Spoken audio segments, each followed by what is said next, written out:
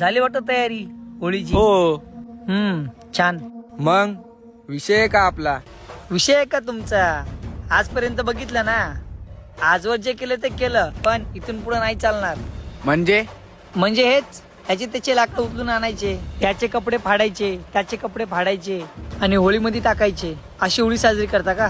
आपली संस्कृती आपल्या स्वाभिमानात असावा, नाही कोणाच्या आई बहिणीला शिवाय देण्यात असावा.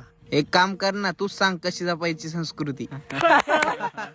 गल्लोगल्ली बोंबलत फिरायचं, चौका चौकात जायचं, ह्याची त्याची आई बहीण रस्त्यावर काढायची, बरोबर ना? ए भाऊ, कशाला ज्ञान द्यायला? लाकडं चोरणं, 2 शिव्या देणं मानस हे. उगाच उठलं की सुटलं काय पण आपलं. छत्रपती शिवाजी महाराजांनी परस्त्रीला माते समान मानलं. आपली हिंमत कशी होते परस्त्रीवर शिव्या देण्याची? एरवी नवदुर्गा म्हणायचं आणि आज असा अपमान करायचा. बघा, पटत असल तर घ्या. शिवशंभूंचे विचार आचरणात आणू आणि एक संकल्प धरू, शिव्यामुक्त होळीचा.